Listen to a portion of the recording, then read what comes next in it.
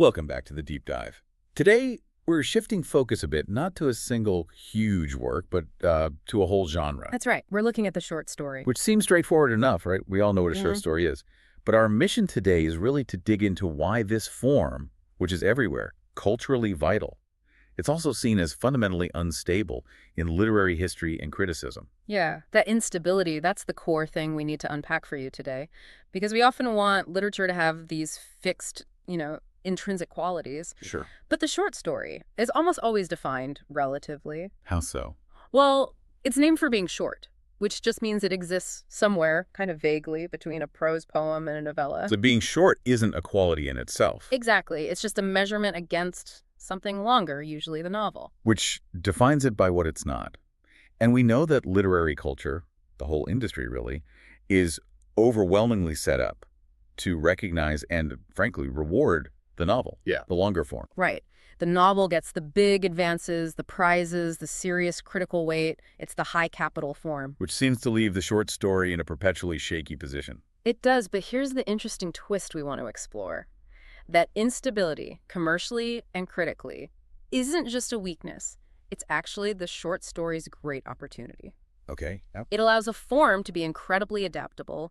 It can shift and change much faster, respond to cultural or tech pressures in ways the big, slower-moving novel just can't. All right, let's unpack that instability then. Where does it come from? You mentioned critical biases. Yeah, there are two big ones historically that have really shaped, maybe even warped how we see the short story. The first one casts a really long shadow: modernism. Okay, modernism, so early 20th century. Exactly. Figures like Virginia Woolf, James Joyce, Huh.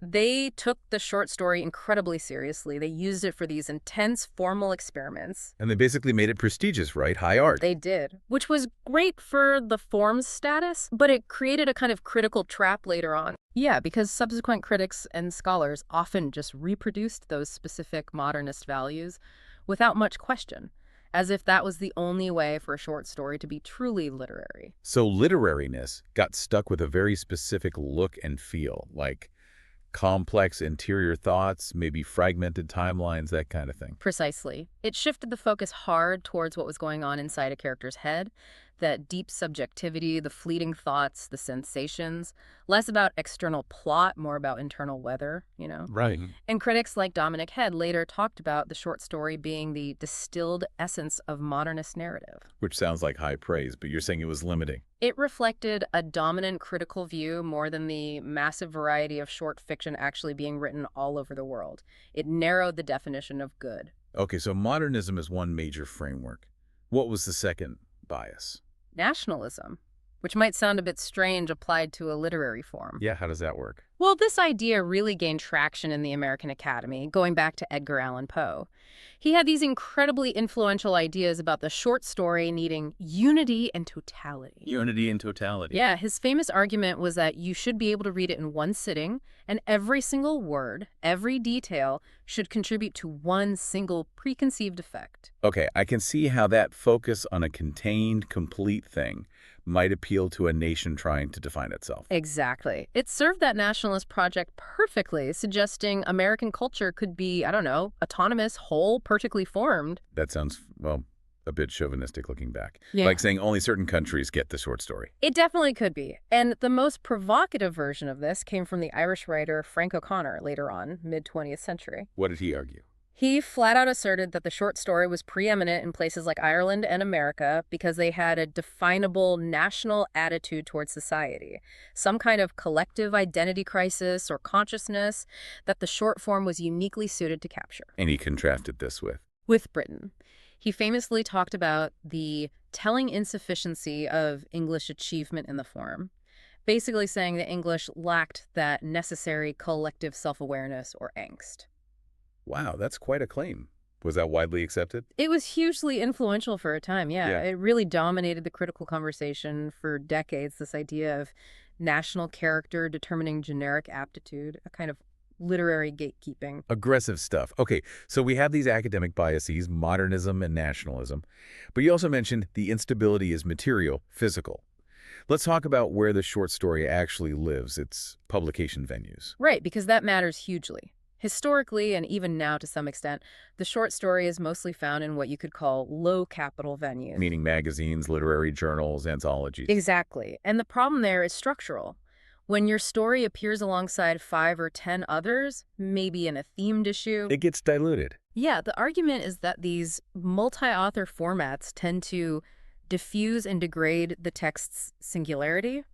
It's just treated differently than a novel, which comes out as this single monumental thing. The novel commands the cultural stage and the capital. And what about the modern era? How does the university system fit in with the huge boom in creative writing programs? Oh, the short story is perfectly suited to the university workshop method. It's almost purely practical. Oh, so. A student can realistically write a draft, get it critiqued in class, revise it, maybe even submit it for publication, all within a single semester or academic year. Right, you couldn't really do that with a novel. Not easily. So the system itself encourages and reproduces the short story form.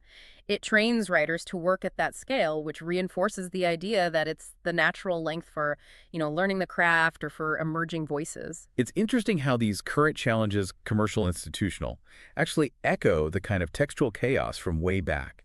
You mentioned the 18th and 19th centuries, before strong copyright laws, before the Berne Convention in 1886. Oh, absolutely. That period was just a vast field of global textual traffic. It's hard for us to imagine now. Because authors couldn't really protect their work. Not systematically, especially across borders. So you've had constant reprinting, sometimes without permission, sometimes things got changed, you had hoaxes, outright plagiarism, the whole idea of a stable text, or even a story belonging clearly to one nation's literature was really fuzzy. Because things could just pop up anywhere. Yeah, a story might appear in a London magazine and then a Philadelphia one almost simultaneously, maybe anonymously, maybe attributed to someone else entirely. And Benjamin Franklin is a prime example of someone using this textual uncertainty. He's the perfect example. Take his piece from 1747, The Speech of Miss Polly Baker. I think I've heard of this one. It was a hoax, right? Totally. Franklin was a master of the hoax, and he often used female pseudonyms, what scholars call gendered ventriloquism, to make his points about society or politics. And he expected it to be reprinted. Oh, absolutely. He knew it would be picked up and reprinted widely, probably without his name, maybe even altered. That was the norm. He basically released it into the wild. So it was like an unattributed, unclaimed gift to the Atlantic world, as one critic put it. He just let it go. Exactly. He implicitly disavowed authorship. And what's fascinating is that the story itself often dealt with themes of anonymity, illegitimacy, who gets to speak. So the story's themes mirrored its actual life as this free-floating, unattributed text. Perfectly. Whether he consciously intended that level of meta-commentary is maybe debatable, but he absolutely understood the system and used it. He embraced the short form's ability to travel light, to spread quickly, even if it meant losing control or attribution. That ability to disappear and reappear. That adaptability again. That's the inherent strength right there. Okay, that makes a lot of sense. Let's pivot now to aesthetics. Because the form didn't just adapt to publishing conditions, it also adapted to changing ways of seeing the world, like literary impressionism. Right. Impressionism was a huge aesthetic shift in the late 19th century, moving away from straightforward realism. What was the goal then, if not just reflecting reality? The goal was to render effects. The feeling, the atmosphere, the subjective impression of a moment. There was this growing sense that the underlying causes and motives were too often unknowable in the modern world. Things were getting too complex. Yeah, too fast, too fragmented. So art should capture that subjective experience, that flicker of perception. I like that idea of unknowability. It feels very modern. So what are the actual techniques?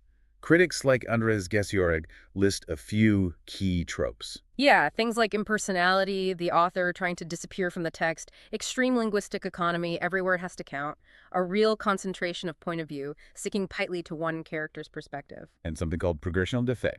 Right. That means structuring the entire story meticulously to build towards one single intense emotional or atmospheric effect. Not necessarily a plot climax, but an effective one. Okay. And who first applied this impressionism idea to literature in English? That was the critic Vernon Lee back in 1883. And what did she emphasize? She talked about capturing the living dust of broken impressions.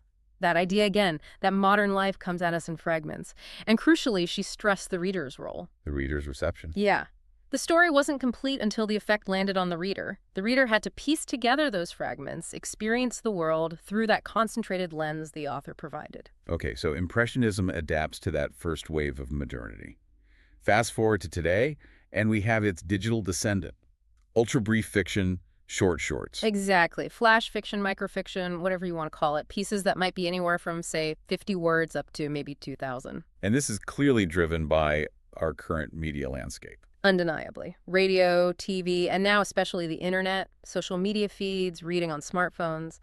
Everything pushes towards brevity, compression. So the critical focus has shifted too. It really has. Instead of getting bogged down trying to define what a short story is by its length or form. Which seems impossible anyway. Right. The focus now is much more on what it does. What kind of cognitive work, what cultural work does this super compressed form perform in a world saturated with information? Function over form. And Jamaica Kincaid's Girl is often held up as a prime example here. Oh, it's a perfect example. It's only about 650 words from 1978, and it does something brilliant. What's that? It basically fuses everyday non-literary genres like a list of advice or instructions, maybe even commands. The things a mother tells a daughter. Exactly, rooted in a very specific cultural context. It fuses that with literary technique. It's almost one single breathless sentence of instructions. There's barely any plot in the traditional sense. No plot, no real character development in the usual way. But it creates this incredibly powerful truth effect about cultural expectations, gender roles, the weight of tradition. All through this list format. Yeah. It's like an instruction manual that's also a devastating critique. Its power comes from mashing those genres together, that impurity. That impurity again.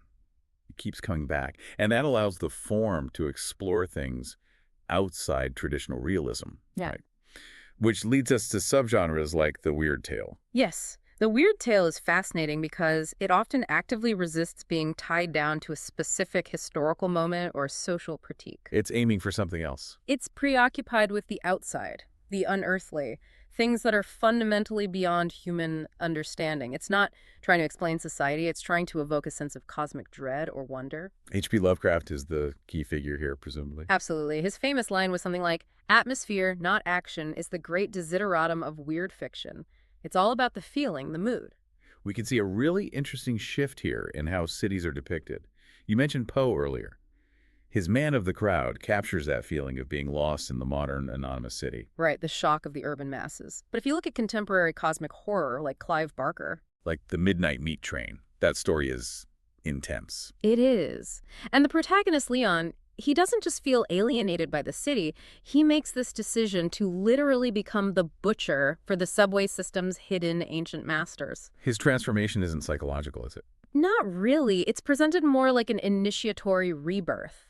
The story suggests character isn't about internal choices, but about being reshaped by these massive external, maybe even cosmic forces, leading to that chilling line. Whatever else we are meat. Yeah, it's a total rejection of that deep psychological interiority modernism prized so much. Okay, so the form allows for these radical departures. Yeah. Now, we have to touch on gender, because the short story has had a really complex, often problematic relationship with women writers.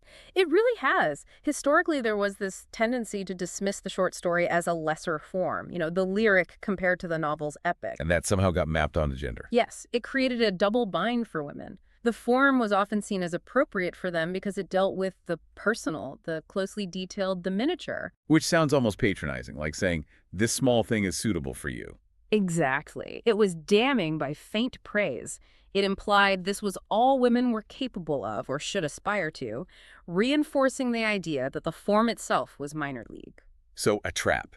If they wrote short stories, they confirm their minor status. Precisely. But of course, women writers brilliantly turned this marginalization to their advantage. They used that supposedly lesser form for incredibly powerful critiques. Often using those modernist techniques we talked about earlier, like fragmentation or leaving things unsaid. Absolutely. Think of writers associated with new woman fiction, like Charlotte Perkins Gilman, or maybe more subtly, Catherine Mansfield. Mansfield is a great example. Her stories often feel like not much is happening on the surface. Right. Take Daughters of the Late Colonel. It captures the inner world of the two sisters, especially Josephine, after their domineering father dies. And it's devastating, but through what's not said, what's not done. Exactly. It's all subtext, omission. Josephine has this fleeting realization that her entire life was defined by serving her father. Now he's gone, she's adrift. She can't articulate her grief or her potential freedom or really anything. It's a portrait of lives stunted by patriarchal rules. Completely. Mansfield uses that modernist compression, that intense focus on the subjective flicker of thought and feeling, to deliver a critique that's arguably more powerful, more unsettling than a big, sprawling social realist novel might have been. That ability to achieve maximum impact with minimal means, that seems like the core strength we've been circling around. I think that's it, the power and concentration. So bringing this all together as we wrap up, Yeah. this generic impurity, this slipperiness we've discussed, what's the big takeaway for the short story's survival and future? The main takeaway is that its enduring appeal, its resilience, comes precisely from its impurity, its heterogeneity. It doesn't have one fixed identity, and that's its strength. It thrives in the gaps. Yeah. It's shown again and again it can adapt incredibly quickly to cultural changes, technological shifts, new critical ideas, whether that's impressionism responding to modernity, or the weird tale exploring the uncanny, or microfiction adapting to digital life. And thinking about the future, you mentioned digital publishing earlier. Since the short story often gets neglected by traditional big publishers. Who are always chasing the next blockbuster novel. Right. Does digital offer it a new kind of legitimacy? I think it does. Platforms like Amazon's Kindle Singles or just online literary journals, they allow short stories to find an audience and build legitimacy without needing the stamp of approval from a major print publisher. So failing to appear in print becomes less about the story's quality and more just about market forces. Exactly. The story can bypass some of those traditional gatekeepers. That adaptability extends to navigating the market itself. Okay, so its historical instability continues to be its advantage. Now, for a final provocative thought for our listeners to take away, what's something this unique form might be especially suited for right now? Well, think about how we experience huge, complex contemporary issues. Things like, say, the climate crisis, or global political instability, or pandemics. They feel overwhelming, too big to grasp all at once. Right. We rarely experience them neatly, comprehensively. Instead, they hit us in fragments, right? As isolated news reports, personal anxieties, weird weather events. As these disjointed, fragmented ways that their effects come to be communicated, to quote one critic again. Exactly that. And the short story, in its very nature, its condensed focus, its ability to capture a single potent moment or effect, its comfort with ambiguity and fragmentation, might be the literary form best equipped to replicate that feeling. To capture how overwhelming reality actually feels. Precisely. It might be the perfect vessel for processing our fragmented, often baffling contemporary world, forcing us to confront these huge realities in concentrated, manageable, yet deeply affecting bursts.